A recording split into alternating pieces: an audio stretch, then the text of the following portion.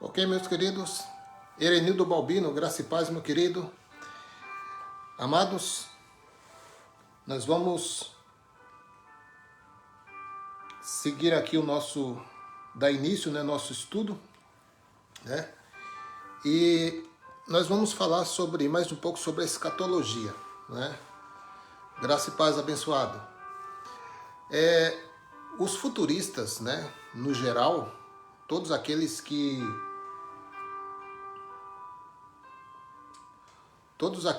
pregam uma escatologia futura, né, eles pedem ou esperam um sinal para a vinda de Jesus nas nuvens, literalmente, né? Mais um erro aí do sistema religioso, né? As escrituras, elas nos apontam para um outro tempo, né? Não o nosso tempo. E eles pedem sinais e quando eles analisam, quando eles observam algum acontecimento, alguma catástrofe ou algum governo que está entrando enquanto um outro governo está saindo, então eles já começam a trazer suas teorias, dizendo, esse que vai assentar na presidência é o anticristo, e esse assunto de anticristo nós já temos já por explicado, já temos já por encerrado. Inclusive, se os irmãos quiserem aí acessar o canal Removendo o Véu Mosaico, vocês podem ir lá na playlist, né? Tem vários estudos, né, sobre a vinda de Jesus sobre as nuvens. Tem também muitos estudos sobre anticristo, sobre as leis mosaicas. Então você pode ficar à vontade lá. E já peço aos irmãos que ainda não é inscrito no canal, faça sua inscrição. Isso ajuda o canal a crescer e a mensagem a alcançar outras vidas. Amém? Então, meus queridos, os futuristas pedem sinais para a vinda de Jesus, né? Mas quem pediu sinais nas Escrituras foram os discípulos. Os discípulos reunidos com o Messias, ainda no seu ministério terreno, eles pediram para Jesus um sinal. Pediram sinais para ele. Então, meus queridos, vamos começar lendo aqui Lucas, né? Capítulo 21 de Lucas. Deixa eu chegar mais perto aqui para melhorar o áudio, né? Então, Lucas, capítulo de número 21 e o versículo 11 diz assim, ó: E haverá em vários lugares grandes terremotos e pestes e fomes. Haverá também coisas espantosas e grandes sinais do céu. Isso está registrado no livro, segundo escreveu Lucas, né, o escritor Lucas, Dr. Lucas, no capítulo 21, que também traz a narrativa do estudo profético, né, da lição profética do mestre, né? Então, meus queridos, nós temos aí acessos, né, acessos fáceis a literaturas, temos acesso fácil à história. Antigamente, para você fazer um estudo como este, escatologia, você levaria vários dias para conseguir compilar, né, conseguir juntar todos os estudos acerca de um tema escatológico. Você precisaria ir a uma biblioteca, você tomaria tempo para recolher todos os livros, né, ter acesso às informações.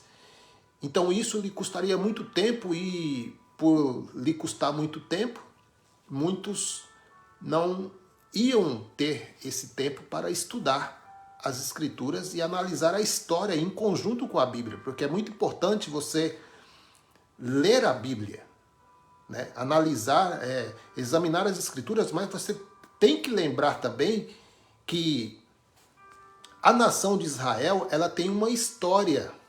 Tem vários relatos históricos. Vários historiadores escreveram sobre acontecimentos naquela era, né? Que soma com o conteúdo de Mateus capítulo 24 e Lucas capítulo 21 e Marcos capítulo 13, que falam ali, né, da escatologia.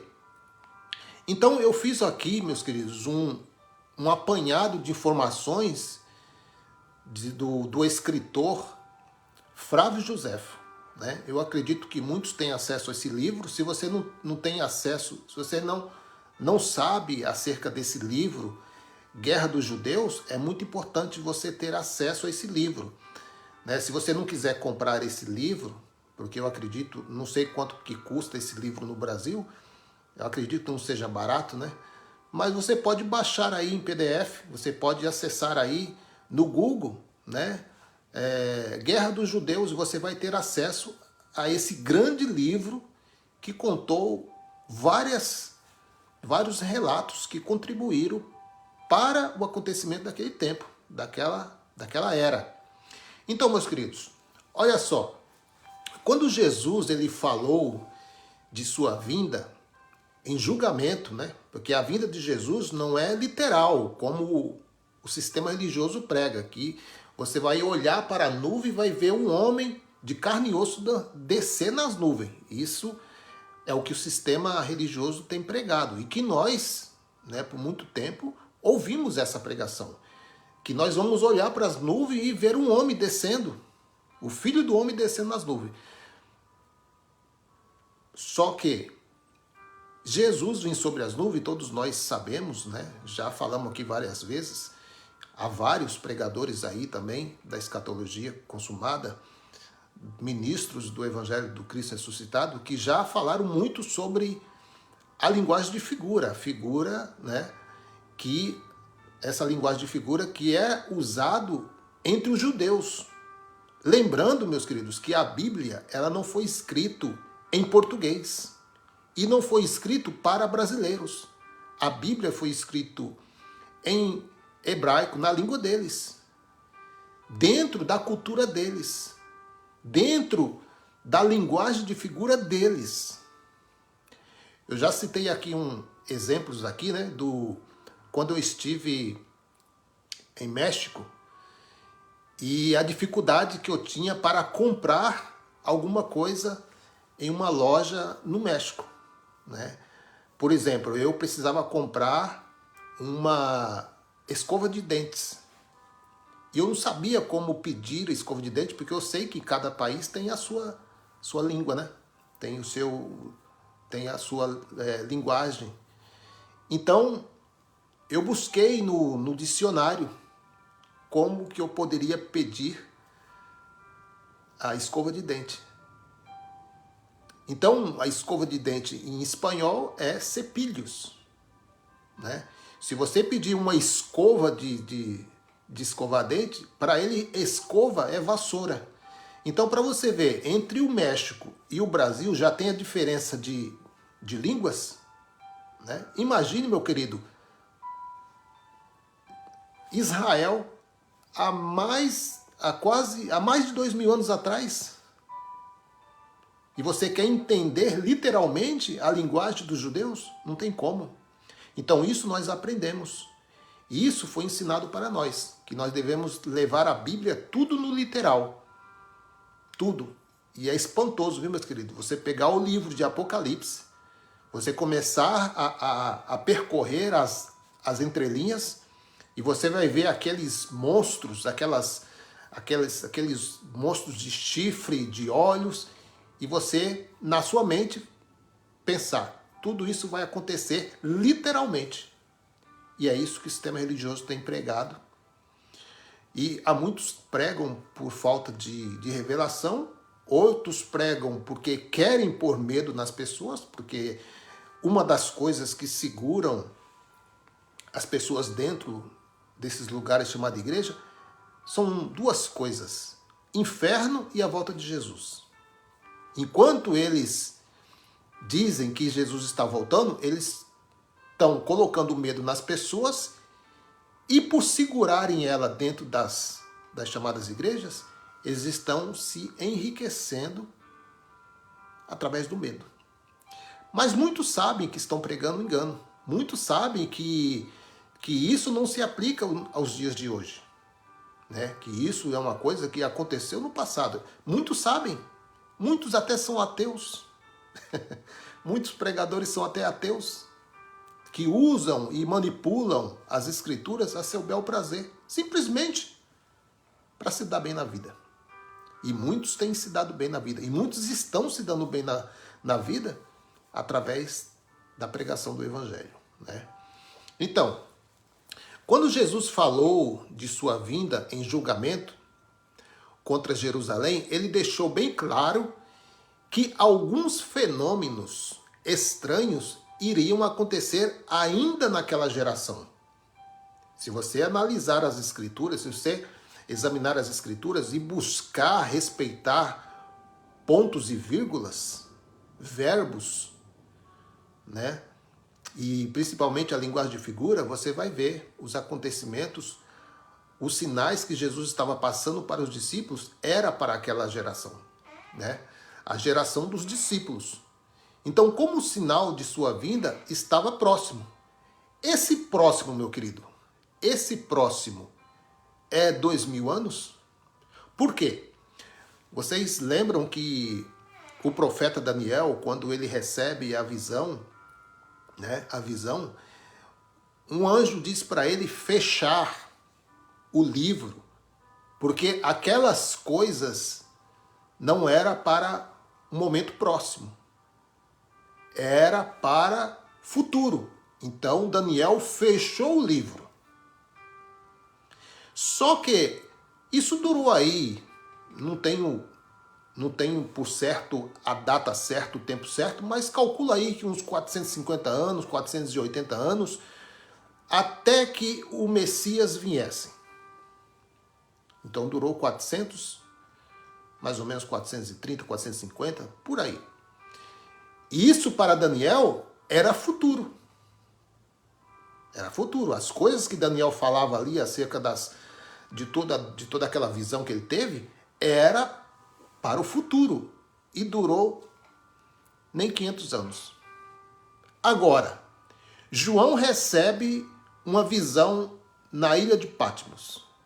E o anjo diz, não feche o livro, porque essas coisas estão próximo de acontecer.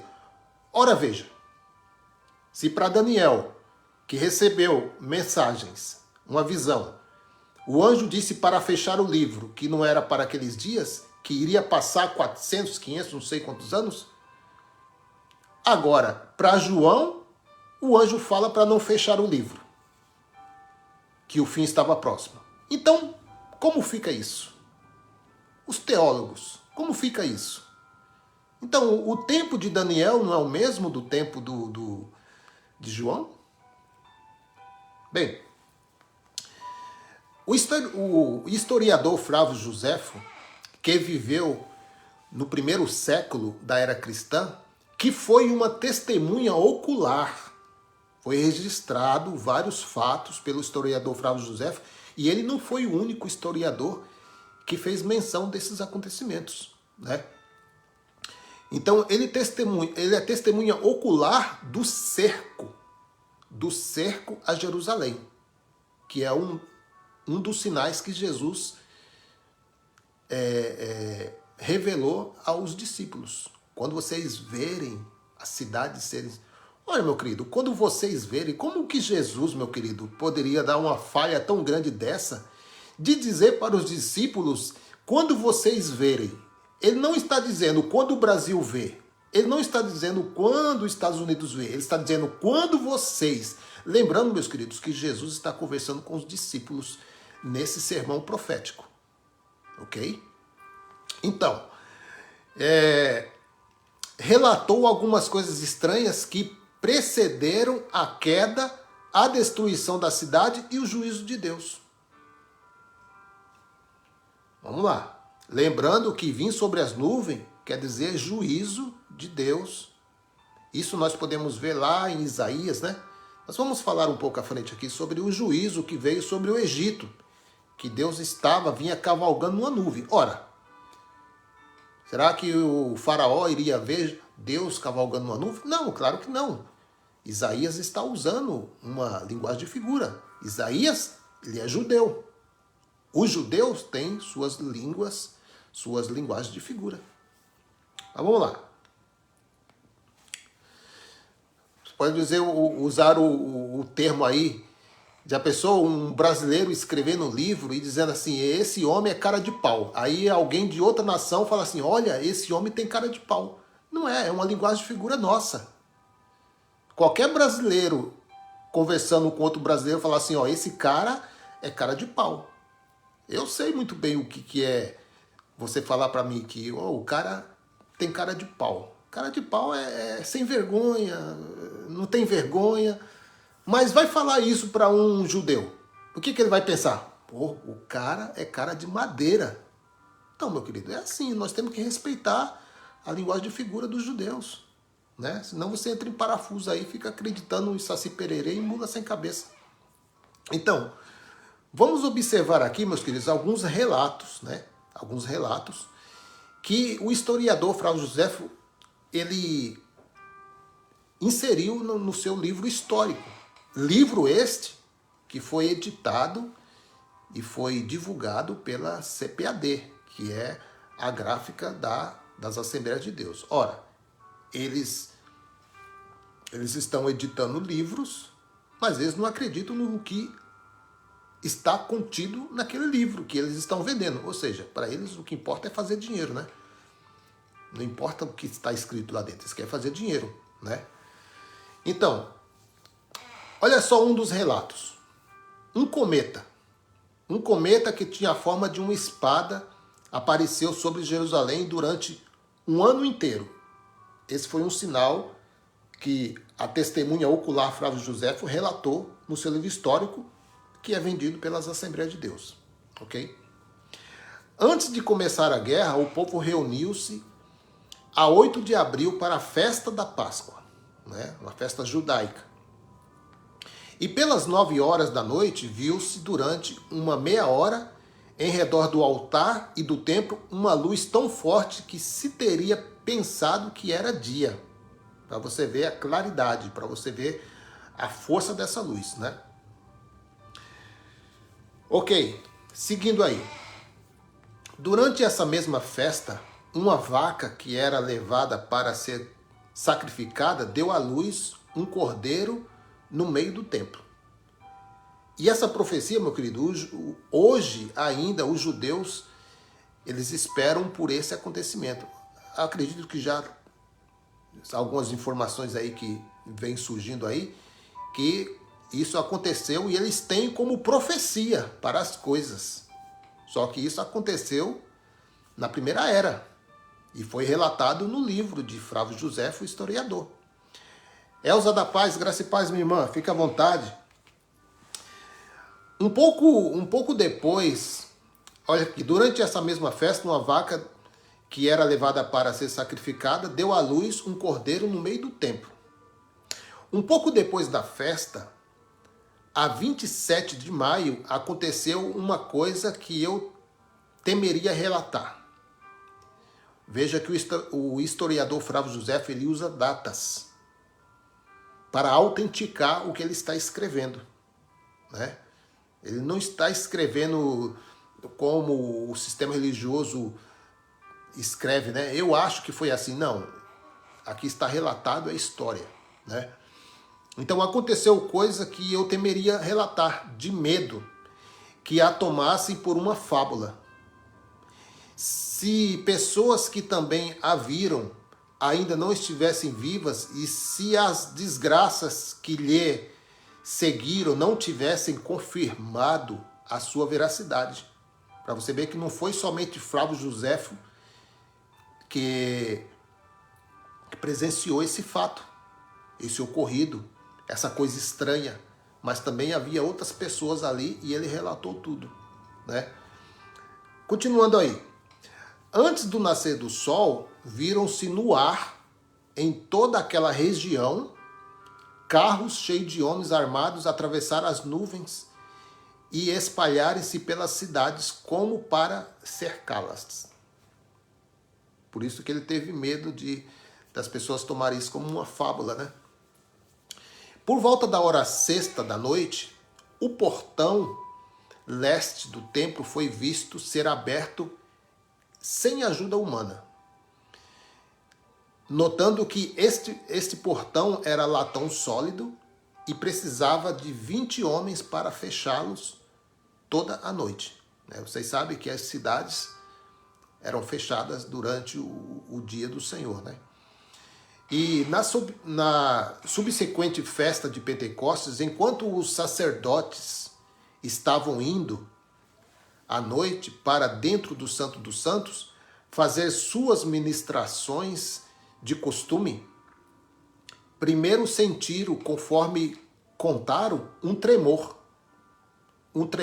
acompanhado por um pequeno indistinto murmurar e depois vozes, como de uma multidão, dizendo de forma nítida e apressada: vamos embora. Tudo isso está relatado no livro Guerra dos Judeus, né, editado pela CPAD das Assembleias de Deus. Então apenas estou lendo aqui alguns pontos do livro História dos Judeus, ou Guerra dos Judeus, né? Então, se alguém acha que Flávio Joséfo havia perdido o juízo ao narrar todos esses feitos sobrenaturais que precederam a destruição de Jerusalém, veja o que diz Publius Cornélius Tácitus, outro historiador, entre 55 a 120 depois de Cristo. Um romano daquele tempo, que não era cristão, nem judeu e nem estava interessado em defender lado nenhum. Ou seja, um historiador neutro, né? Não estava puxando sardinha para nenhum lado, ele apenas estava trazendo o acontecimento. Ele estava trazendo a notícia, estava esclarecendo coisas que estavam, registrando coisas que estavam acontecendo. E também, um dos sinais que os religiosos ainda esperam acontecer é os falsos cristos. Falsos cristos. Eles esperam ainda os falsos cristos aparecerem nos dias de hoje, atuais, no século 21. Estamos entrando agora para o ano 2023. Jesus está voltando. Meu querido, deixa eu abrir um parênteses aqui. Essa teoria, essa doutrina do arrebatamento surgiu em meados de 1830. E desde de 1830 para cá, você ouve falar: Jesus está voltando. Jesus está voltando. Olha, aconteceu a doença tal, Jesus está voltando. Olha, aconteceu a AIDS, Jesus está voltando. A doença, a gripe não sei do que, Jesus está voltando. A doença do porco, Jesus está voltando. E por aí vai. Basta uma catástrofe e eles dizem: Jesus está voltando. Mas, meus queridos, de 1830 para cá, nem se Jesus tivesse vindo, ele não viria entre 1830 aos dias de hoje. Por quê? Porque, meu querido, se você ler Mateus 24, você vai ver que um dos sinais que precederia o juízo de Deus era a queda do templo. E cadê o templo? Porque da primeira era até os dias de hoje não foi construído nenhum templo mais em Israel. E nem pode, né? Porque está dentro de distritos diferentes, né? Então, meu querido, de 1830 para cá, tudo referente à vinda de Cristo não passa de contos, não passa de mal interpretação bíblica, não passa, meu querido, de um estudo futurista falso. Por quê? Porque tudo narrado em Mateus 24, tanto Mateus 24 como Lucas capítulo 21, Marcos capítulo 13, e também o livro apocalíptico é relatado coisas acerca do templo. Então, cadê o templo? Cadê o templo aí desses homens que pregam a vida de Jesus para os dias de hoje? Cadê o templo? Precisa do templo. Então vamos lá. Aí algum possa dizer, mas vai ser construído o templo. Mas a Bíblia não há nenhuma profecia dizendo que vai haver o terceiro templo. Não tem profecia para isso. Não tem profecia para isso. O que nós ouvimos, aliás, o que nós lemos nas Escrituras, é que o templo, dentro da Nova Jerusalém, não haveria templos. Se você ler lá, Apocalipse, se eu não me engano, é capítulo 21, versículo 22, alguma coisa assim, né? Não vou dar certeza. João, quando ele teve a visão da Nova Jerusalém, a Nova Jerusalém, meu querido, nada mais é do que a nova aliança. Novos céus, nova terra, nova aliança. E João diz que não viu templos físicos dentro dessa cidade. Por quê? Porque o Altíssimo, o Deus, o Iau, como os irmãos dizem, Iau, e o Cordeiro, Yahushua, são o templo. Uma cidade espiritual, porque o reino não é físico. O reino não se pode ver com os olhos da terra, os olhos naturais. O reino não se pode ser visto de forma terrena, porque o reino é espiritual.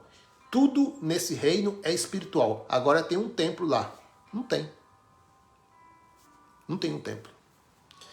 Então, um dos sinais também seriam falsos cristos.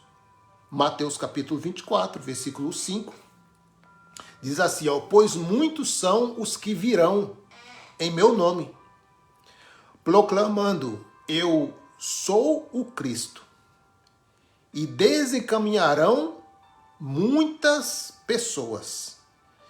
Tem uma referência também em Marcos capítulo de número 13, versículo 6, né?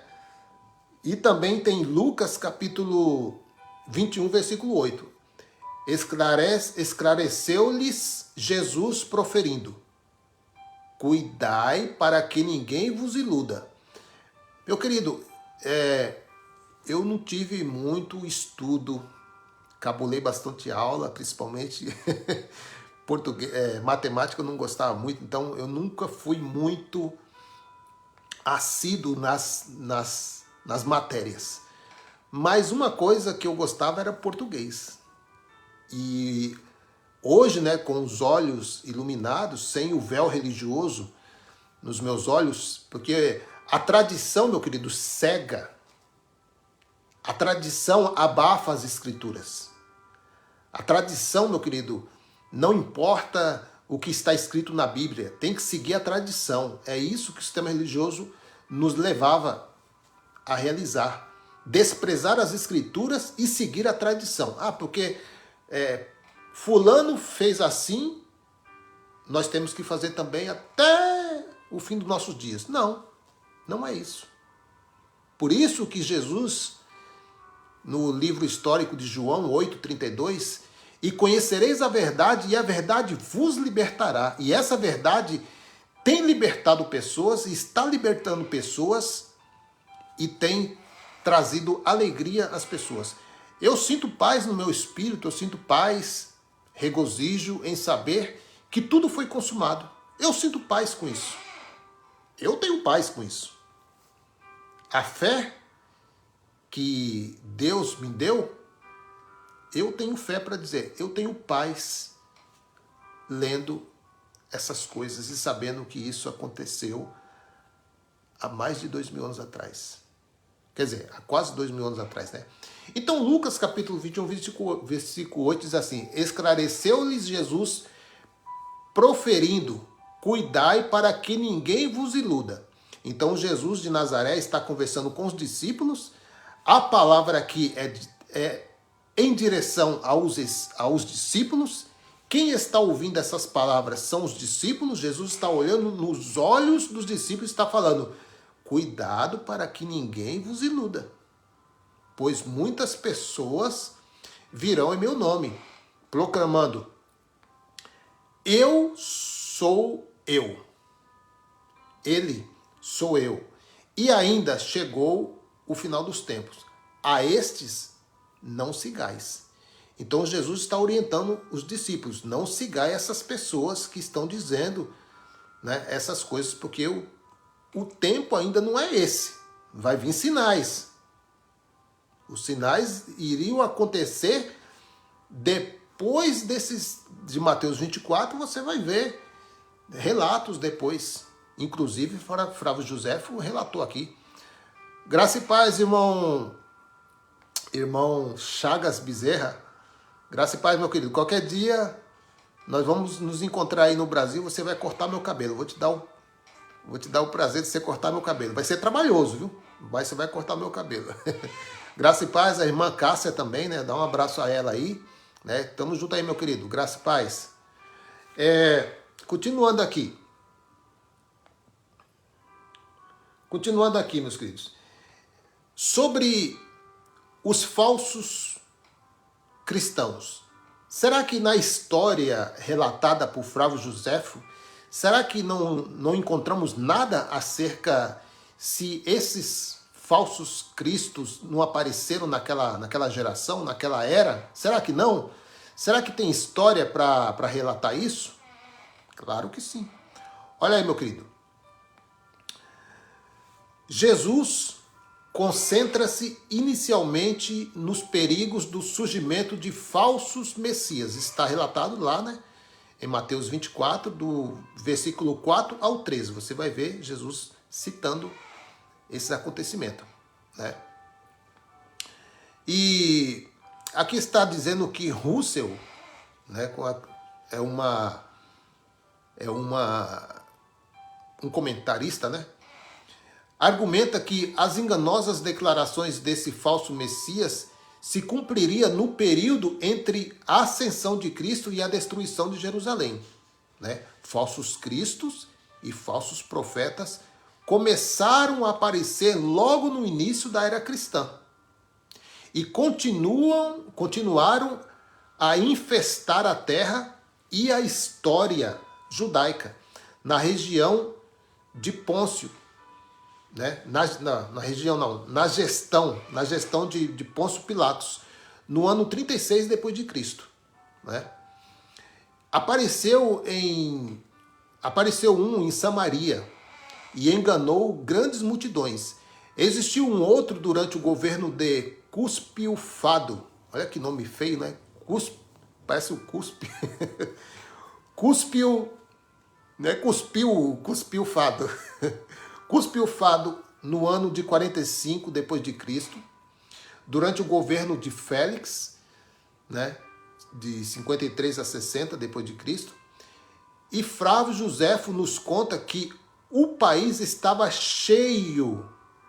Flávio Josefo, o historiador. Aí o Chagas, será uma honra ter você na minha barbearia para me cortar os seus grandes cabelos. A Cássia está mandando também um abraço. Forte abraço, meu querido. E aqui diz também, Josefo nos conta que o país estava cheio de ladrões. Ladrões, mágicos, falsos profetas, falsos messias e impostores que iludiam o povo com promessas de grandes eventos. Isso na primeira era. Esses são os sinais. Para quem? Para nós?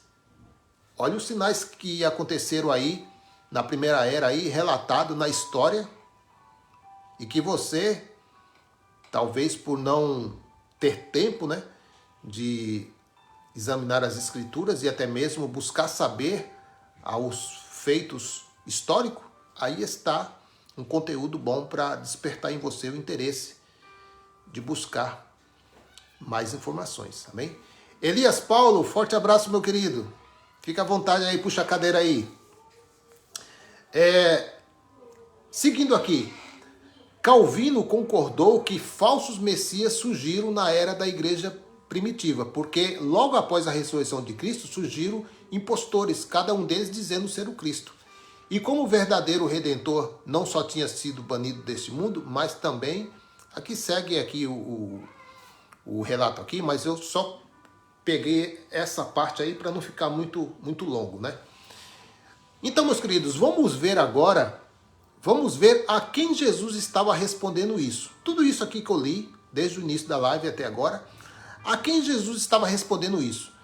Então nós vamos até Lucas capítulo 21 e o versículo 5, nós vamos ver com quem Jesus está falando acerca dos acontecimentos, acerca dos sinais, acerca dos falsos cristãos, acerca do anticristo, acerca de todos esses acontecimentos que está relatado em Mateus capítulo 24. Todo Mateus 24, Jesus está relatando isso aos discípulos daquela era. Lucas 21, versículo 5. Alguns dos seus discípulos, olha aí, Jesus está conversando com quem? Com quem Jesus está conversando? Com os irmãos do Brasil? Com os irmãos do PT? Com os irmãos da direita? Não. Jesus não está conversando com o Brasil nem existia. Jesus não está conversando com os Estados Unidos, nem existia. Jesus está conversando com os discípulos. Alguns dos seus discípulos começaram a falar com admiração sobre a magnificência do templo. Aí começa um dos sinais. Edificado com enormes pedras e portentosas obras de artes dedicadas a Deus. Então, aí inicia uma conversa. O relato, Mateus 24, existe ali uma plateia viva. Jesus, ele não está escrevendo um livro. Não, quem escreveu o livro de Mateus não foi Jesus. Relataram em Mateus as palavras de Jesus, mas Jesus não escreveu Mateus. Está entendendo? Jesus está conversando com os discípulos e relataram. Alguém relatou essas conversas. Guerras e rumores de guerra também é outro sinal que os futuristas esperam e vê aí a guerra na Rússia, né? Aí já diz, Jesus está voltando.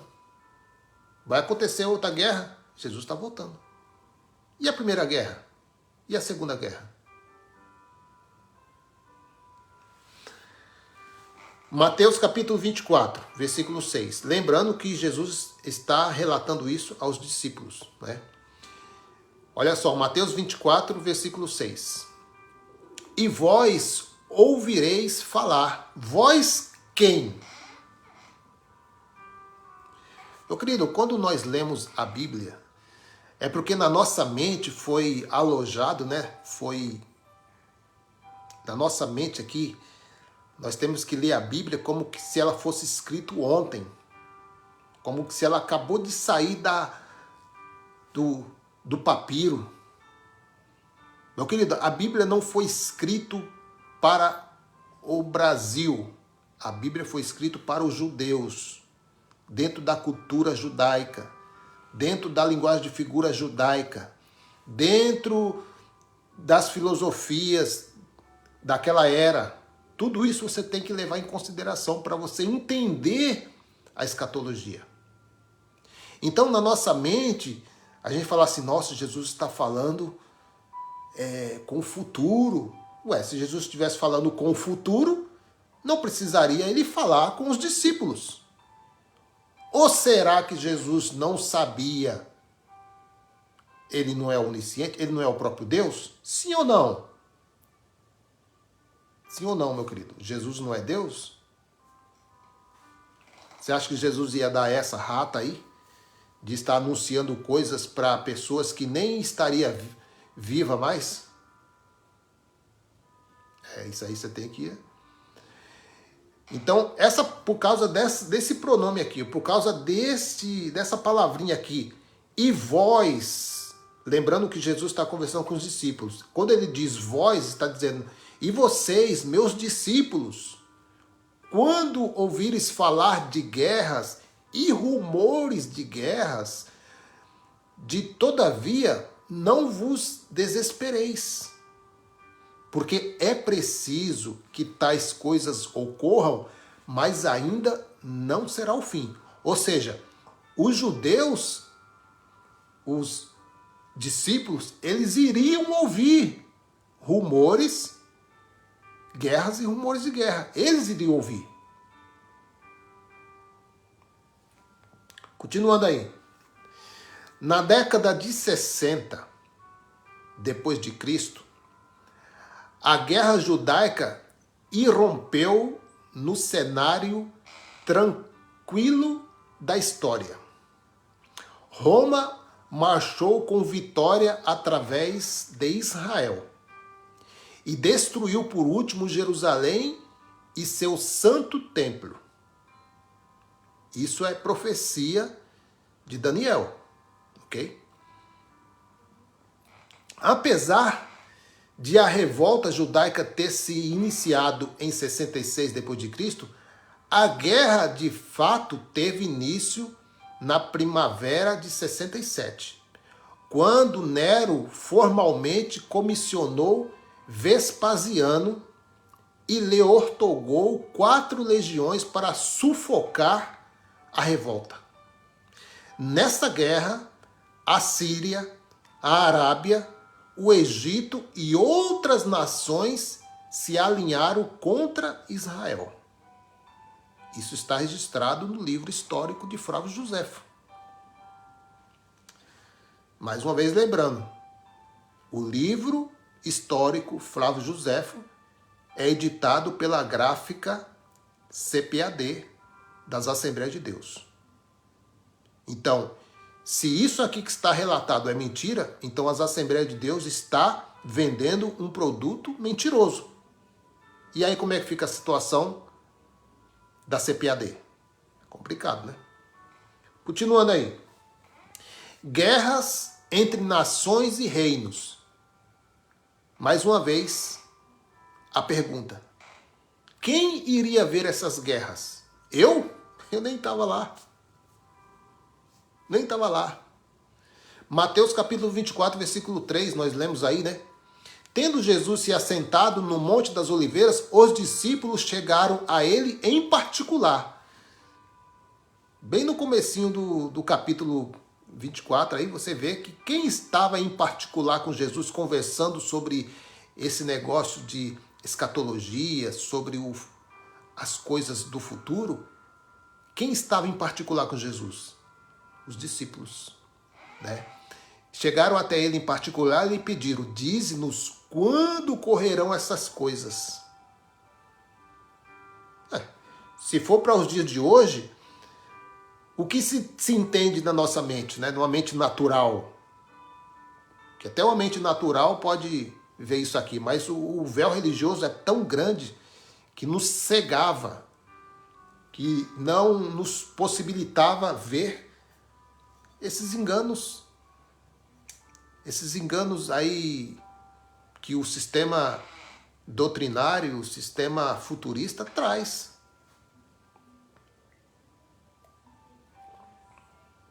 Então os discípulos estavam em particular com o Messias e ele perguntou, quando ocorrerão essas coisas? E qual será o sinal da tua vinda e do final dos tempos? Para você ver que tudo isso está relatado, está conectado à queda do templo. É isso aí, irmão Elias. Então, haviam sido vistos exércitos participando de uma batalha nas nuvens. Isso são relatos, né? Relatos dos historiadores. E o fulminante brilho das armas, o templo iluminado por uma repentina radiação que vinha das nuvens, as portas do local sagrado, o interior, foram subitamente abertas. Aqui eu já li, bem no começo da live.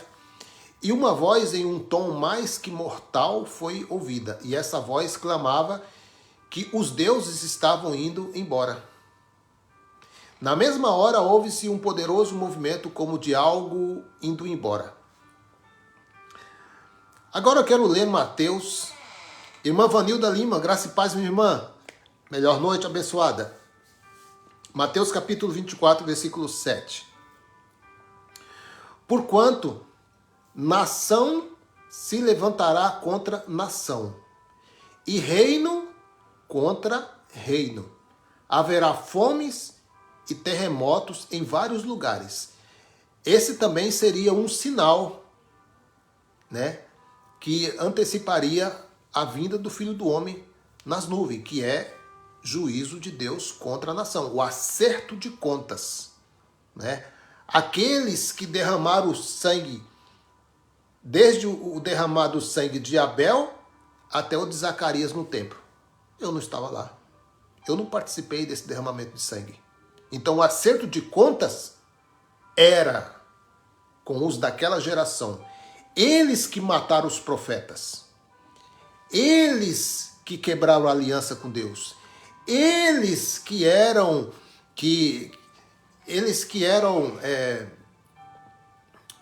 opositores. Então, meus queridos, o juízo de Deus sobre Israel não poderia se dar aos dias de hoje. Por quê? Porque, meu querido, quem foi que derramou sangue inocente? Qual foi a nação que derramou sangue de Abel até o sangue de Zacarias? Quem foi? Qual foi a nação? Israel, os judeus. Inclusive, os líderes religiosos da época teve participação. Muito sangue inocente foi derramado pela autonomia dos líderes daquela época. O próprio Jesus foi crucificado sobre uma autonomia, sobre um conluio do sistema religioso daquela época. Se Jesus viesse hoje, meu querido, hoje, nesses dias, o sistema religioso novamente iria matar o Messias. Mateus 24, 7. Porquanto nação se levantará, não, isso aqui eu já li. Seguindo aí. Não só Roma, né? Não só Roma mobilizou sua poderosa máquina de guerra. Vocês lembram que Apocalipse fala sobre escorpiões, né? É porque o escritor não sabia deduzir aquelas máquinas de lançar aquelas pedras enormes, aquelas... Eu não lembro o nome... É uma arma de Roma, né, dos romanos, que lançava pedras enormes e com isso atingiam os muros da cidade, né? Então tem o desenho de um escorpião. Máquinas de guerras para dar fim à revolta na Judéia. Além de empregar várias nações subservientes nessa carnificina, que foi uma grande... Ali quando fala sobre o anjo que veio e acabou com a terceira parte e a outra parte, você pode ver que foram 3 partes. Mais eu não tenho aqui a conta exata, mas da primeira vez, pela fome, né? Na fome, muitos foram dispersos em cativeiros e muitos foram mortos à espada, né? E no próprio Império de Roma, no próprio Império Romano, irrompeu uma guerra civil no mesmo período. Em 68 DC, Nero cometeu suicídio enquanto Roma sucumbia às agitações sociais e aos conflitos militares. Revoltas ocorriam na Britânia, Germânia e Gália. Roma temia que os partos do Oriente se mobilizassem por causa da desordem do império nesse momento. Roma se desmancha enquanto nação se levanta contra nação. Essas guerras e rumores de guerras são verdadeiros sinais para a geração de hoje? Não. A geração daquele século, do século I. Isso está na história, né? Por isso que eu quis trazer todos esses relatos. É claro, o livro de Flávio José é uma enorme enciclopédia, E não tem como você trazer todo o conteúdo aqui. Nós estaremos aqui falando dias e dias e dias, né? Para falar todos os acontecidos registrados aí pelo historiador Flávio José. Então, mais uma vez eu digo para você, se você pode adquirir esse livro e ter como um livro de apoio, né? Não que a Bíblia precise de apoio, porque a Bíblia por si ela se explica. Mas é sempre bom você acompanhar e ver que realmente aquelas coisas aconteceram. Então é sempre bom você ter esse livro. Eu tenho ele em PDF, né? Não tive a ousadia de comprar ainda esse livro, né? Mas qualquer dia aí eu passo o cartão. Vanilda Lima, excelente entendimento. Parabéns, eleito. Amém, minha querida. Estamos juntos aí, crescendo na graça e no conhecimento. Pouco a pouco a gente vai caminhando aí, né? Sempre que nós aprendemos um pouco mais aí, nós estamos compartilhando o entendimento. Lembrando aos irmãos que estão assistindo, né, que ainda não conhecem os ensinos, né, do Cristo ressuscitado, as homilias aqui que nós trazemos, né? Aqui é seu irmão em Cristo, Orlando, né? E sempre que podemos nós trazemos algo aqui. Nós estamos sempre crescendo na graça e no conhecimento, então sempre vamos trazer coisas novas aqui, né? Então, Roma se desmancha enquanto nação se levanta contra nação. Essas guerras e rumores de guerra são verdadeiros sinais para a geração do século I.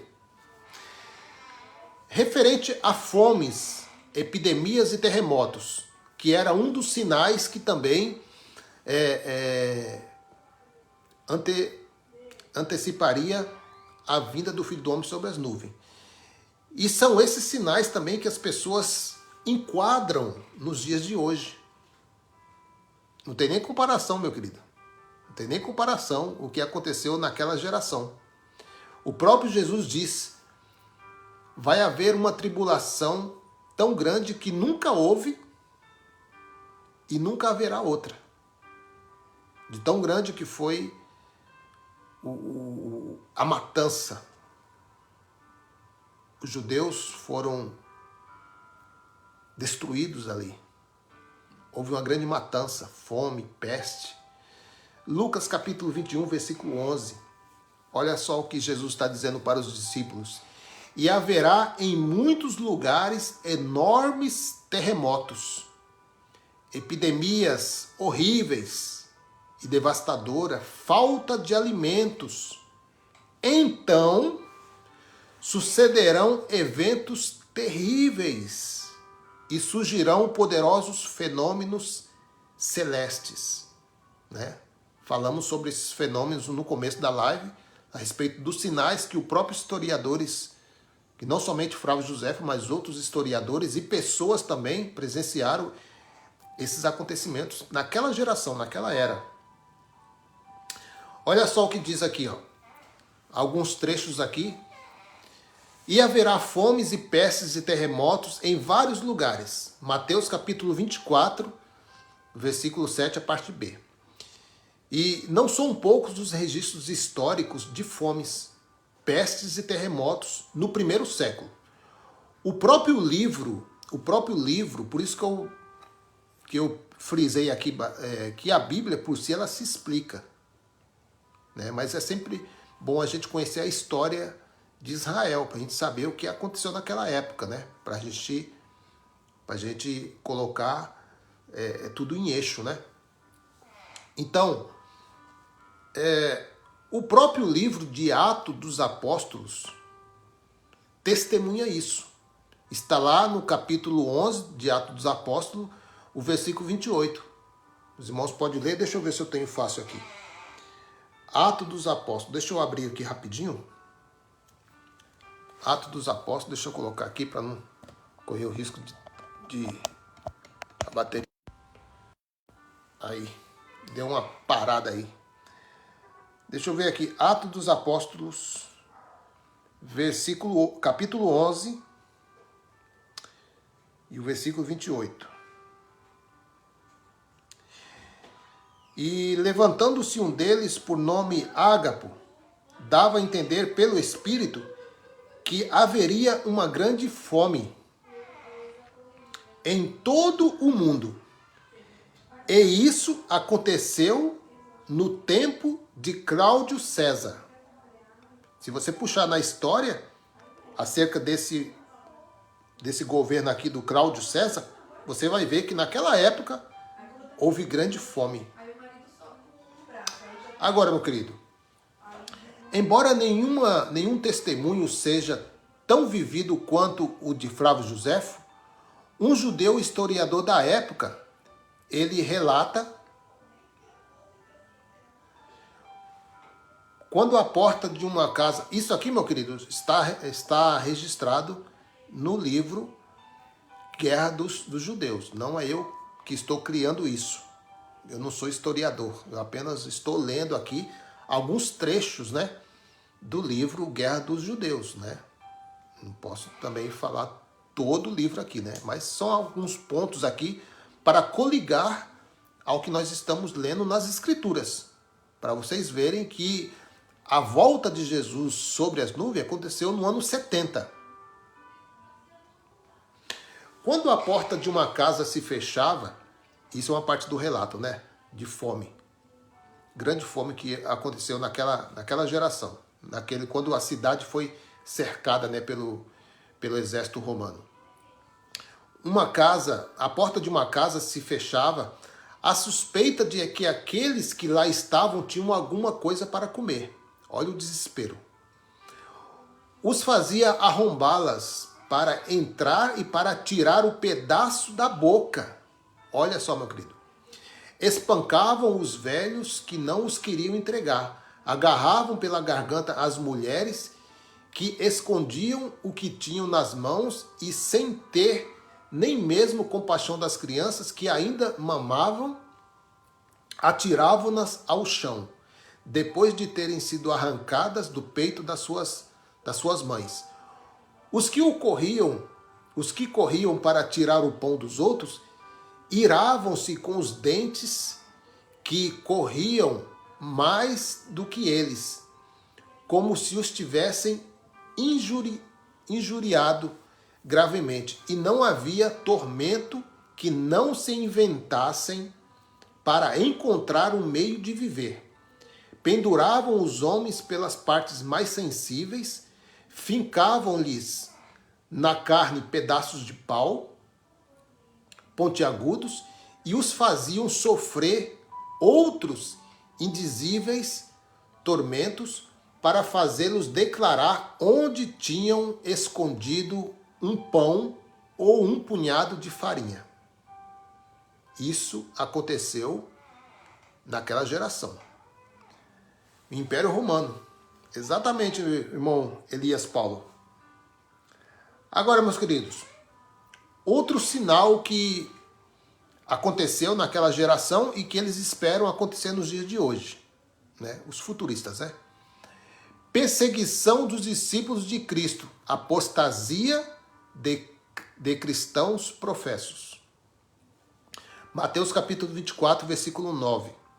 Então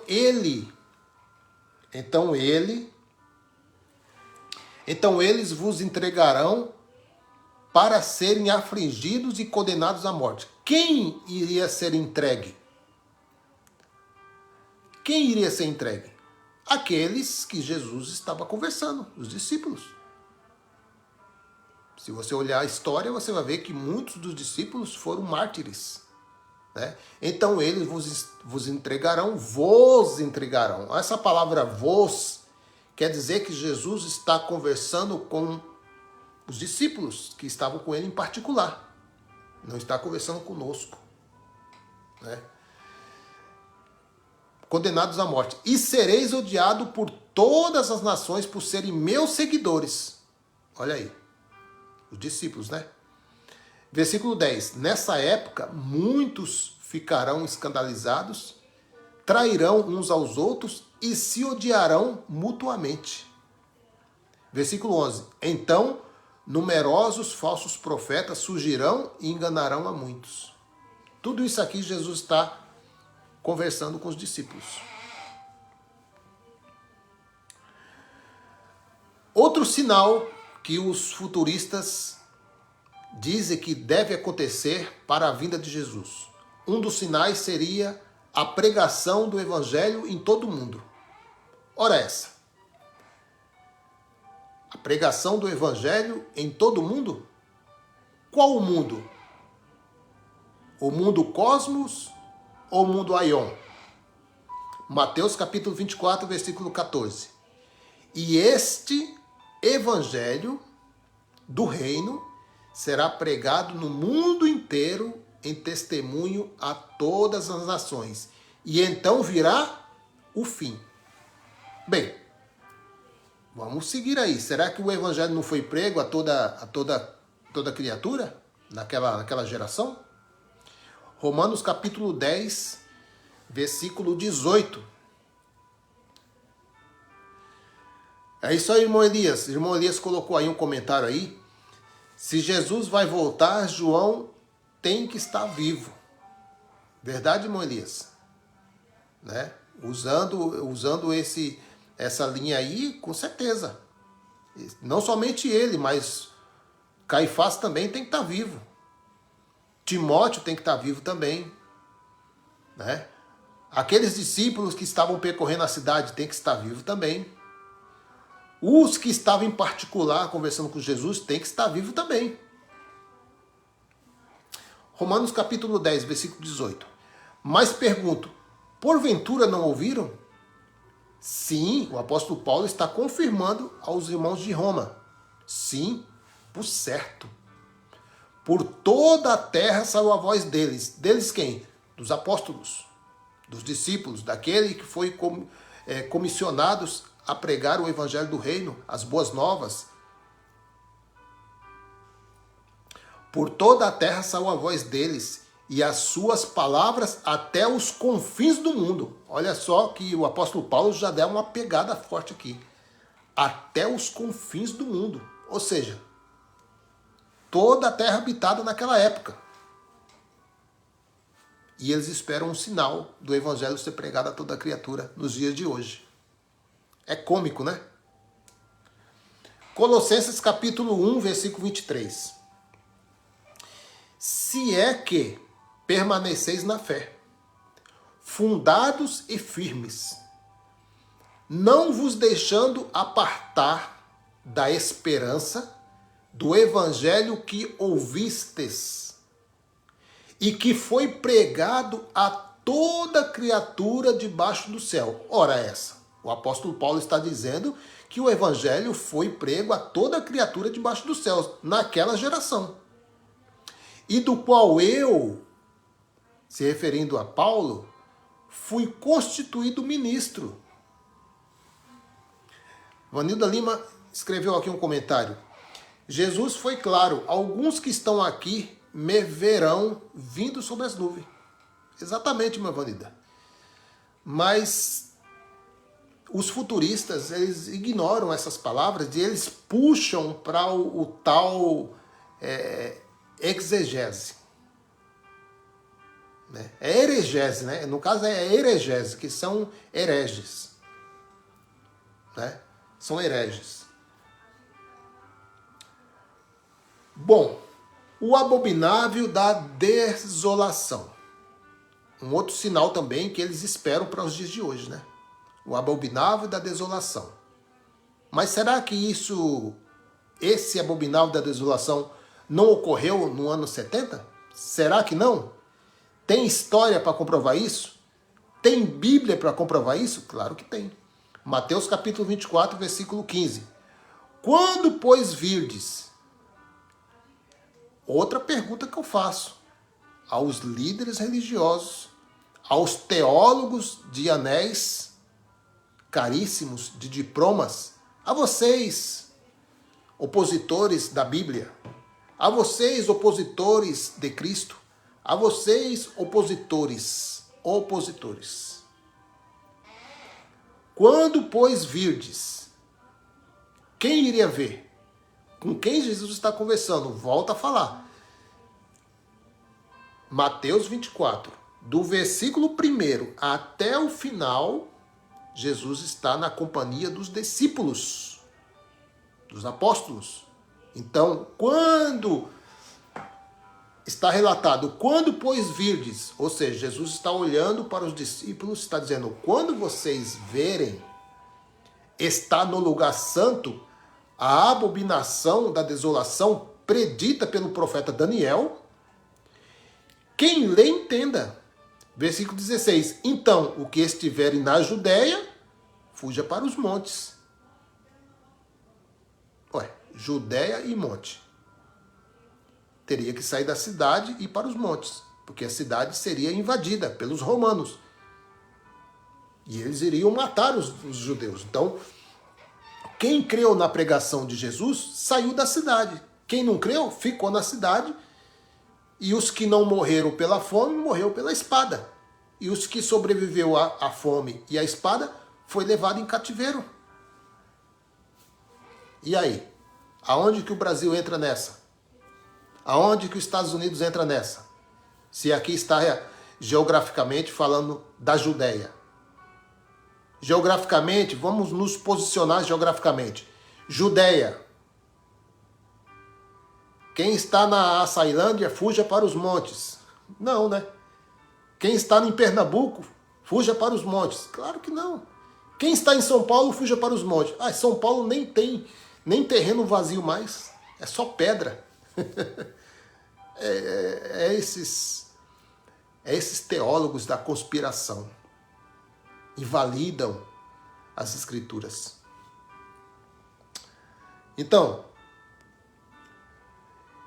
quem que iria vê-los? Os discípulos, né? Daniel capítulo 9, versículo 26. Olha aí, é uma referência do capítulo que nós lemos anterior, né? Mateus 24 está se referindo à profecia de Daniel. Olha só. Daniel 9. Irmão Ellison Almeida, graça e paz, meu querido. Fique à vontade aí.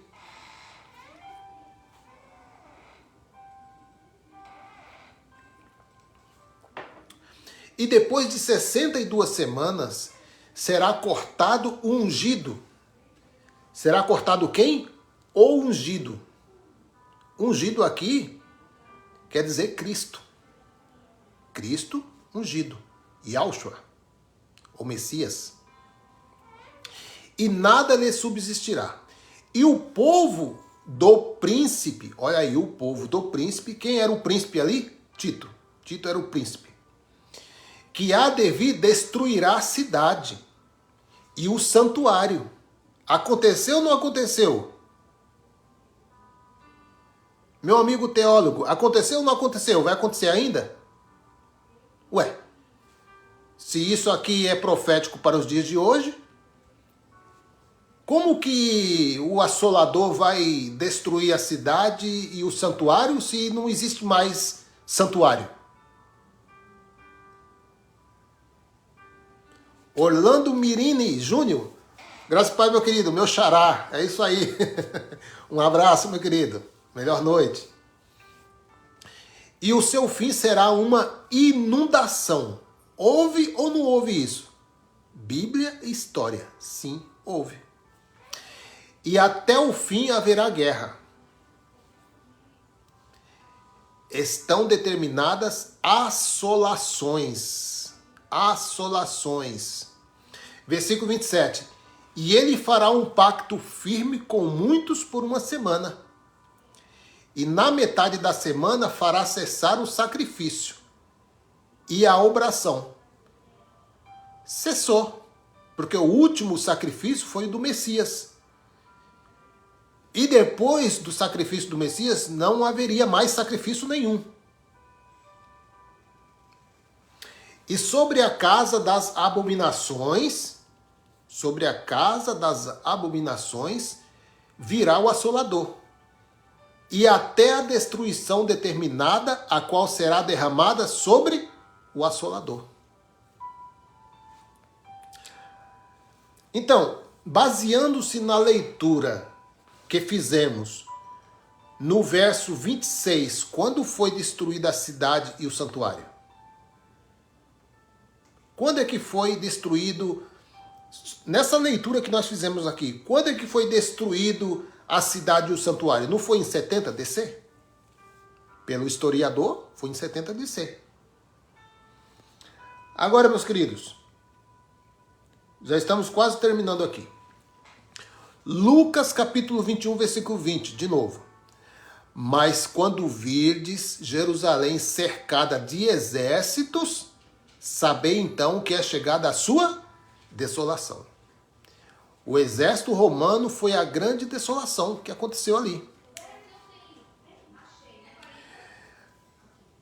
A grande tribulação, a tão falada grande tribulação, que uns futuristas dizem antitribulacionista, pós-tribulação, e por aí vai.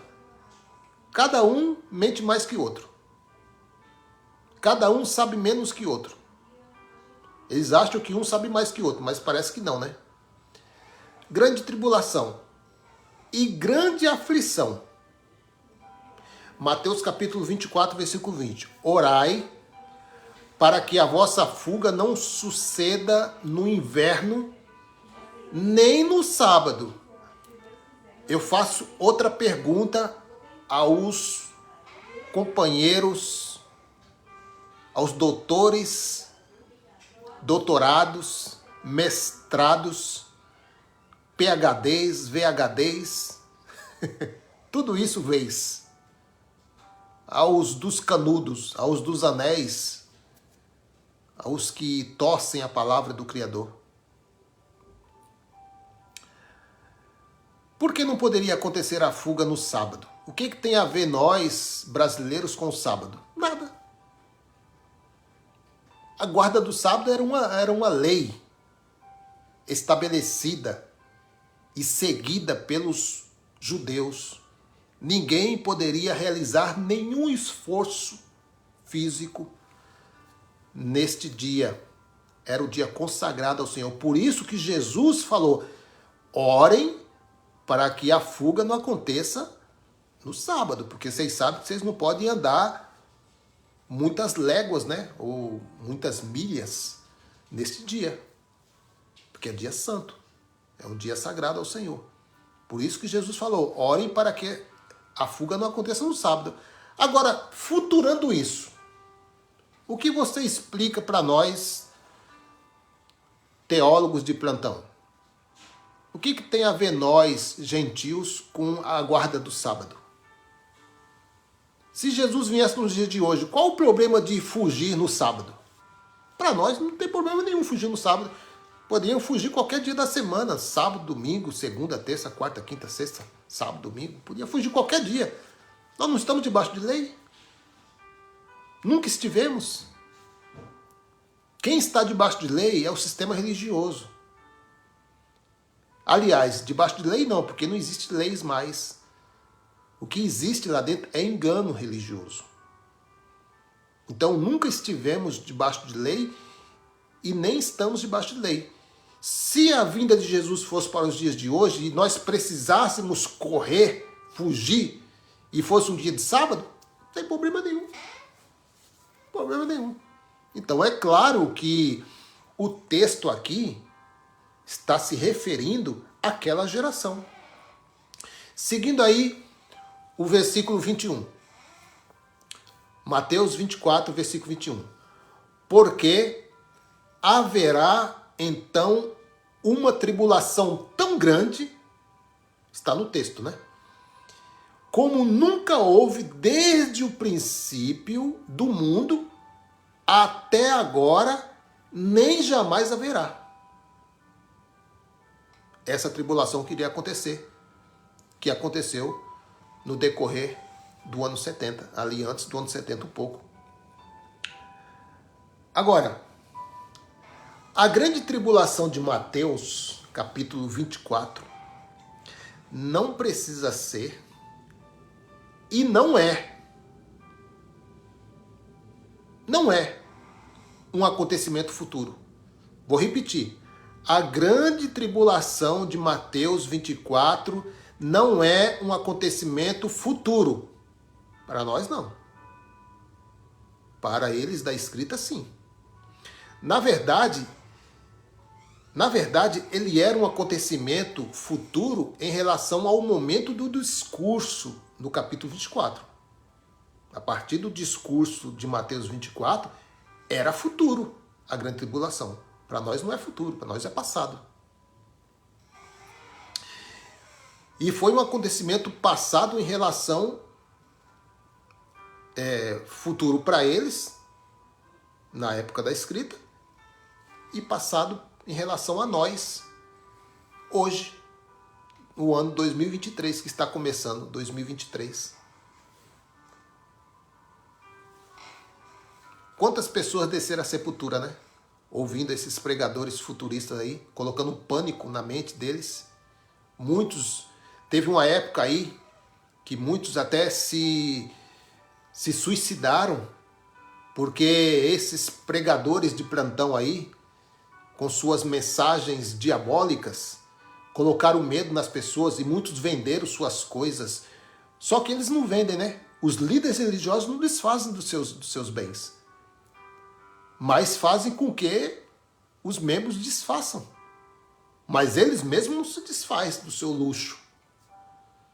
E pregam, Jesus está voltando, Jesus está voltando, Jesus está voltando, e acumulando bens, acumulando riquezas, abrindo em cada esquina uma sinagoga. Por quê? Para mim é sinagoga, porque um lugar que tem óleo ungido, quem usava óleo ungido eram os judeus. Eu já trouxe um estudo aqui, você pode ver no canal Removendo o Véu Mosaico, eu estou falando sobre a unção com óleo. Para quem e quando era usado isso e qual o simbolismo. Então, um lugar que você vê óleo ungido, homens vestidos de roupas de judeus e quipá, candelabro, arca da aliança. Ué, sinagoga judaica. Não é igreja. A igreja são pessoas, são vidas. É eu, você que estamos aqui dentro de um novo pacto, dentro de uma nova aliança. Foi merecimento nosso? Claro que não. Graça é favor imerecido. Mas dentro das sinagogas, você tem que pagar preço. Tem que pagar 10%, tem que fazer votos, tem que pagar penitência, tem que fazer campanha, tem que fazer. Ué, que negócio é esse? Jesus não já fez? O mestre não diz está consumado? Tetelestai? O mestre não falou nas suas últimas palavras dívida paga? Ué, e como que um homem titulado pastor diz que você tem que pagar preço? Como que você vai pagar preço, meu querido? Se você pudesse pagar preço, Jesus não precisaria morrer na cruz. Você pagava o preço, pronto. Está salvo. Que era o que a igreja mãe faz, né? Suas penitências. Pecou? Quanto você tem para pagar? Ah, tanto. Não. O seu pecado foi pago. Você está pagando, seu pecado está perdoado. Mas, meu querido, isso aconteceu na cruz. Há 2000 anos atrás. Que preço é esse que você paga dentro desses lugares que não acaba mais? Paga hoje, paga amanhã, paga daqui um mês. Campanhas. Quebra de maldição. Tudo isso, meu querido, para gerar números. Tudo isso para gerar um número na conta desse homem aí, intitulado pastor. Que a minha Bíblia diz, e eu acredito que a sua também diz, que o Messias disse que só há um pastor. Eu descanso nisso. Só há um pastor. E o resto são todos irmãos. E eu não chamo ninguém de pastor mais. Talvez alguém possa até se ofender. Não, mas você tem que chamar o Zezinho, não pode ser chamado de Zezinho, tem que ser pastor Zezinho. Eu sigo aquilo que está nos escritos. Se o Messias, se o Yahushua escreveu lá em Mateus 23, a ninguém chamais de mestre, líderes ou pastores, porque só há um pastor, ah, meu querido, eu vou ouvir a quem? O mestre. Se o Messias disse, a ninguém chamais de pai, porque só há um pai, não se tratando do pai biológico, né? Eu vou seguir o quê? Eu vou seguir um CNPJ que diz que ali tem um pastor? Não, eu sigo o que o Messias disse. Eu descanso na palavra do Messias. Eu descanso nos ensinos do Messias. Não tem nada a ver com teólogos, com teologia. Eu desfiz de tudo isso. Rasguei tudo esses livros aí. Porque só material financeiro. Nada mais que isso. O que diz aqui? Olha só, meu querido, sobre a linguagem de figura. Sobre a linguagem de figura. O único pastor é Cristo, irmã Vanilda. Descansamos ou não descansamos? Descansamos. Nós não estamos presos a nenhuma religião, mas acabou. Cristo veio, morreu, pagou a dívida, ressuscitou e hoje habita no crente, no nosso espírito. Acabou, meu querido. Acabou. Quando esse corpo tombar, que é a realidade de todo ser vivente, um dia o corpo volta para o pó. Isso, meu querido, queira você queira ou não, vai acontecer. Você pode ser o mais bonito da terra, você pode ser o mais intelectual, você pode ser o mais santo da terra. Quando chegar o dia prescrito, determinado pelo Pai, acabou, meu amado. Acabou. Então, abaixa a bola. Reine em vida, em perfeita vitória. Enquanto você tem esse fôlego de vida aí, desfrute a sua vida, meu querido. Pare de dar dinheiro a esses homens. Eles não têm nada que possa aumentar ou diminuir naquilo que já foi decretado pelo Pai. Nada eles podem fazer. Nada. Tudo já foi feito. Tudo já foi efetuado. O Cordeiro foi imolado antes da fundação do mundo. Então, para nós existe o dia de amanhã como futuro, mas para Deus para ele não tem futuro. Para ele não existe o início, meio e fim. Para ele é uma coisa só. Deus não está detido em tempo. Quem está detido a tempos somos nós, meros mortais. Meros mortais na carne, mas eternos no espírito. Então, observe no caso de Isaías, o profeta Isaías, no capítulo 19. Deixa eu ler aqui o capítulo 19, no versículo 5. Isaías, se você puder acompanhar na sua Bíblia aí, abra aí o livro de Isaías, o profeta Isaías. Capítulo 19. Olha aí, meu querido. Olha só. Oráculo, na minha Bíblia está escrito assim, no subtítulo, né? Que não é o subtítulo que foi adicionado, né? Oráculo contra... Deixa eu ver se tem outra. Deixa eu ver aqui na linguagem de hoje. Está dizendo assim, ó, Deus castigará o Egito. Então, o profeta Isaías está lançando aqui um oráculo. Está lançando aqui uma profecia contra o rei do Egito. Olha só como está escrito. Esta é a mensagem contra o Egito. O Senhor montado numa nuvem. Olha aí, meu querido. Montado numa nuvem. Vai indo depressa para o Egito. Os ídolos daquele país tremerão diante dele. E todos os egípcios ficarão com medo. Você acha, meu querido, que os egípcios iriam ver Deus cavalgando numa nuvem? Isso não iria contra os escritos, meu querido, porque a Bíblia diz que nenhum homem viu e nem pode ver a Deus. Como que os egípcios iriam ver Deus vindo cavalgando uma nuvem. É claro, meu querido, que nós temos que recorrer à linguagem de figura dos judeus. Isaías era um judeu, ele estava usando uma linguagem de figura dizendo que Deus ele iria trazer juízo contra o Egito velozmente. É isso, meu querido. Não tem nada registrado na história que os egípcios viu Deus cavalgando numa nuvem. Toc, toc, toc, toc, toc, toc. Raio Silver. Não, não tem, meu querido.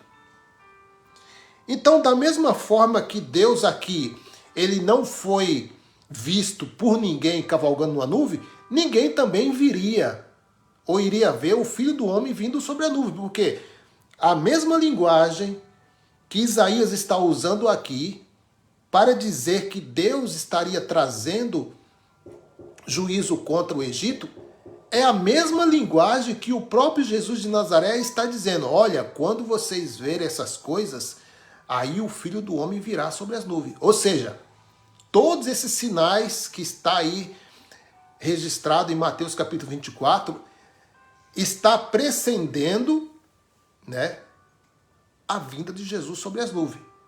Não é literal, Jesus vindo sobre... Olha lá, Jesus sobre as nuvens. Não, meu querido. O juízo de Deus sobre Israel, o acerto de conta daqueles que derramaram o sangue inocente, de Abel até Zacarias. De Abel até Zacarias. Não é até o Lula, não é até Bolsonaro, não é até... Nada disso, meu querido. É até Zacarias. E esta geração viveu os dias de Zacarias. Então, observe no caso de Isaías, que nós lemos aqui, capítulo 19, como a manifestação de Deus sobre a nuvem, vindo em juízo, se concretiza em perturbações políticas. E no verso 2, ambientais, e no versículo 5, para a nação, alvo do castigo divino. Ninguém está vendo Deus com seus olhos, nem pode ver. Quem poderia ver Deus cavalgando em uma nuvem? Eles fatalmente enxergaria este Deus vindo sobre uma nuvem de juízo. Nuvem de juízo.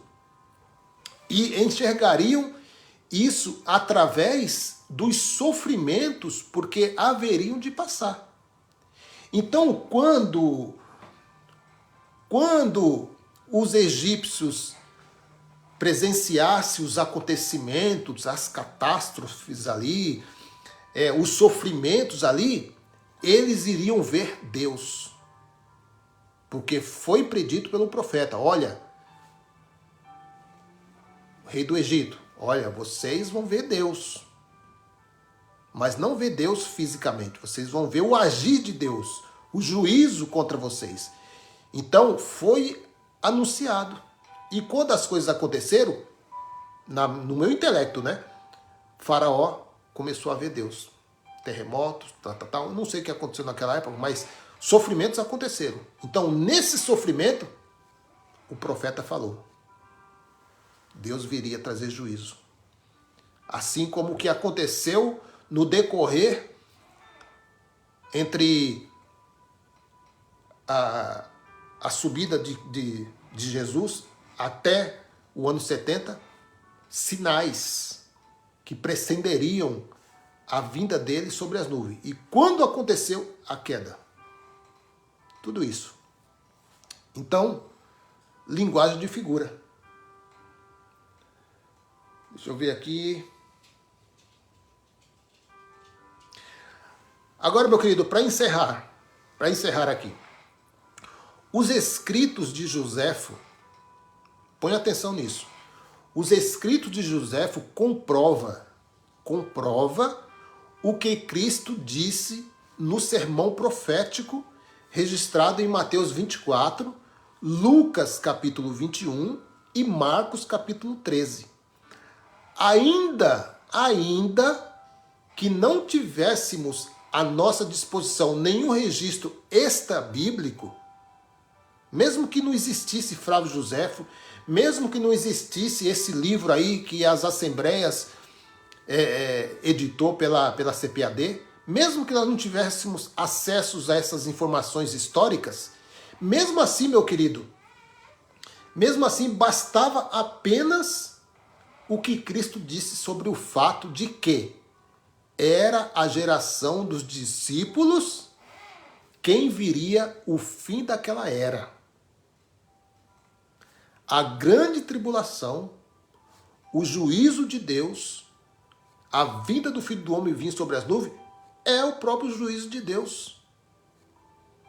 Vocês lembram lá, quando Jesus foi interrogado pelo Caifás, e ele diz assim, deixa eu ler aqui, eu não relatei aqui, vamos ler aqui Mateus, se eu não me engano é Mateus 26, deixa eu ver se é Mateus 26, Mateus 26, Mateus 26, eu acho que é no 50, vou ver se é 56.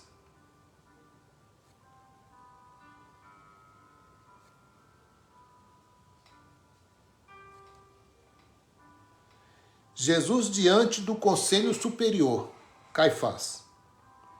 Deixa eu ver aqui. Eu vou começar a ler aqui no versículo 59. Mateus capítulo 26, versículo 59. Os chefes dos sacerdotes e todo o conselho, lembrando aqui, né, observando, aliás, que não está somente Caifás ali. Está Caifás e toda a cúpula. Todo o sinédrio está ali. Então, o que Jesus vai falar aqui não é somente direcionado a Caifás, mas também a toda a cúpula, a todo o sinédrio. O chefe dos sacerdotes, estou lendo aqui Mateus 26, versículo 59. O chefe dos sacerdotes e todo o conselho superior estavam procurando alguma acusação falsa contra Jesus a fim de condenar à morte. Mas não puderam encontrar nada contra ele, embora muitos se levantassem para dizer mentiras a respeito dele, afinal, 2 homens se apresentaram e disseram, este homem afirmou, eu posso destruir o templo de Deus e construir de novo em 3 dias. Essa mente religiosa, essa mente Caifás, esse espírito está sobre os futuristas. Está cheio de Caifás por aí, que não creem nas palavras do Messias. Introduziram uma falsa expectativa, né? Introduziram uma falsa esperança. Introduziram um falso ensino que tem levado pessoas a uma confusão mental. Igual eu falei aqui, houve casos aí de pessoas que se suicidaram porque diz, olha, Jesus está voltando em tal data. Olha, Jesus está voltando. Muitos se suicidaram. Alguns venderam seus bens. E os líderes? Só embolsando. Tem um abençoado aí, que eu não vou falar o nome, né? Porque agora não pode nem falar mais, né? Estão até cancelando a minha conta aqui no Facebook. Tem um abençoado aí, que os irmãos sabem, que é o maior falso profeta aí de todas as nações aí. Disse para as pessoas que estão à beira da sepultura, para eles doarem os seus bens à instituição dele, ao CNPJ dele. Os irmãos sabem de quem eu estou falando, né? Sim ou não? Como é que pode, né, meus queridos? Esse homem crê em Deus? Não crê. Esse homem crê nas Escrituras? Não crê, meu querido. Ele só se baseia na antiga aliança. Ele diz que Jesus, para o negócio dele, não é bom. E está assim de gente seguindo esse homem. Como que um homem diz que Jesus não é bom para os negócios dele? É claro que não é. Porque se Jesus viesse hoje, iria descer o chicote no lombo desses falsos profetas. Claro. E diz que Jesus está voltando, está comprando aí televisão, comprando jato, aviões, carros importados, fazendas. Por aí vai. Jesus está voltando. E eles fazendo... O que eles pregam? Eles pregam para você não buscar primeiro o reino e a sua justiça. E eles? O dinheiro. Ou seja, os membros têm que buscar o reino, eles não. Eles buscam as riquezas. Para você deixar tudo no altar. Oh, Jesus está voltando só para os membros? Ao líder não?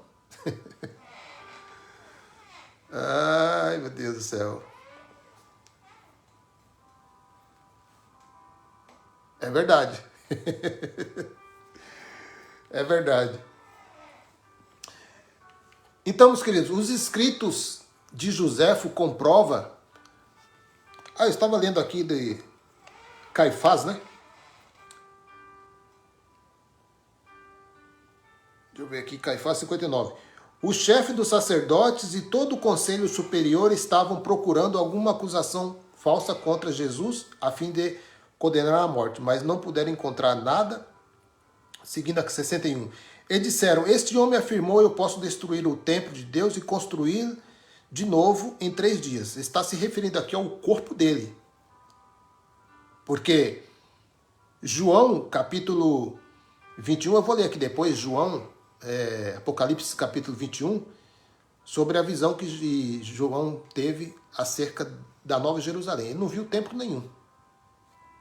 Você só vê templo aí no mundo, né? Mas na cidade, no novo pacto, não tem templo. Eita! Então, aí, no versículo 62 diz assim, aí o grande sacerdote se levantou e perguntou a Jesus, você não vai se defender dessa acusação? 63, mas Jesus ficou calado, então o grande sacerdote tornou a perguntar, em nome do Deus vivo. Deixa eu colocar na linguagem, vou colocar aqui na versão King James atualizada.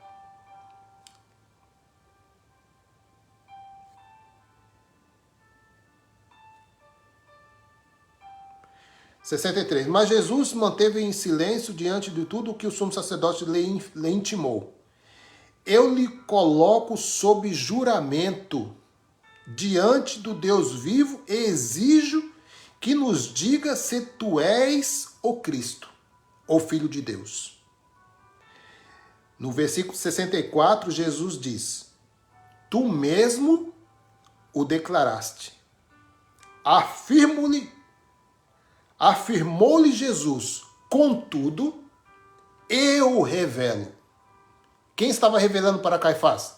O Cristo. Eu revelo a todos vós, porque não é só Caifás que iria ver. O Sinédrio também iria ver. A todos vós chegará o dia em que vereis o Filho do Homem assentado à direita do Todo-Poderoso, vindo sobre as nuvens no céu. A pergunta que nós fazemos sempre e nunca tem resposta. Claro que não. Aonde está Caifás e aqueles do Sinédrio para presenciar hoje, debaixo de um ensino futurista? Jesus está voltando, né? Cadê o Caifás e os que estavam com ele aí para presenciar Jesus vindo sobre as nuvens? Cadê?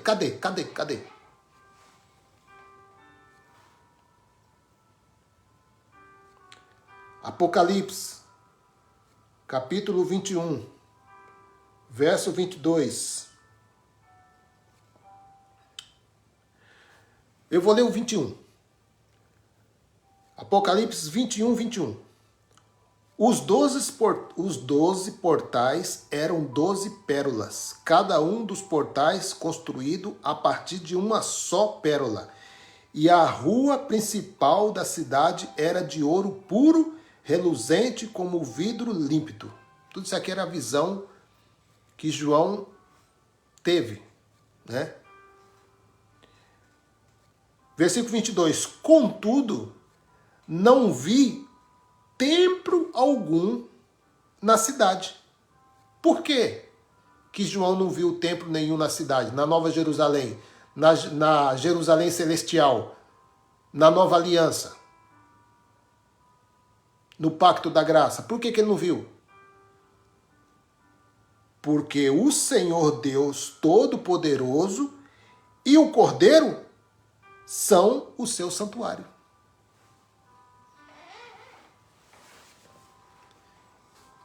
Se dentro da Nova Jerusalém,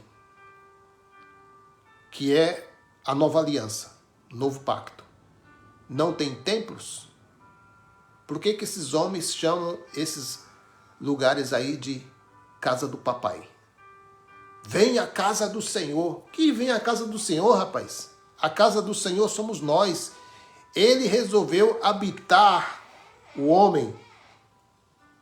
Deixa eu ler aqui também. Deixa eu ler aqui 1 de Coríntios 3,16. Eles não gostam que eu leia, mas eu vou ler. 3,16. Não sabeis que sois santuário de Deus? Você não sabe? Você não sabia? Seu pastor não falou? Não.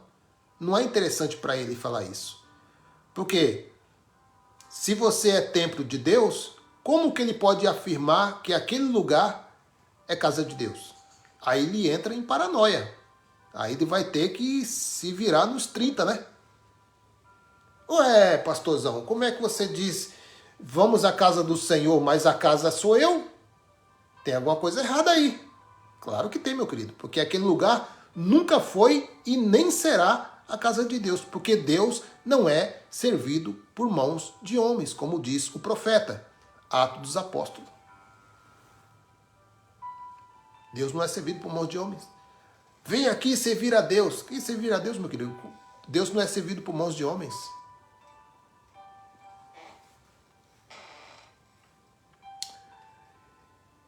Não sabeis que sois santuário de Deus e que o seu Espírito habita em vós? 17. Se alguma pessoa destruir o santuário de Deus, este o destruirá, pois o santuário de Deus que sois vós é sagrado. Aonde que Deus habita? No espírito do eleito, no espírito do filho, do amado do Pai. É no espírito que Deus habita. Então, sem essa de dizer que templos de pedra é casa de papai, que não é casa de papai. Casa de papai somos nós, espíritos eleitos, predestinados a serem revestidos de carne nesta geração. Os escritos de Joséfo comprovam o que Cristo disse no sermão profético registrado em Mateus 24, Lucas 21 e Marcos 13. Ainda que não tivéssemos à nossa disposição nenhum registro extra-bíblico, bastava apenas o que Cristo disse sobre o fato de que era a geração dos discípulos quem veria o fim daquela era. A grande tribulação, o juízo de Deus, o acerto de contas, o Senhor foi bem claro sobre a questão ao dizer, Mateus capítulo 24, versículo 34, e termino com isso. Em verdade vos digo que não passará esta geração sem que tudo isto aconteça. Isto o quê?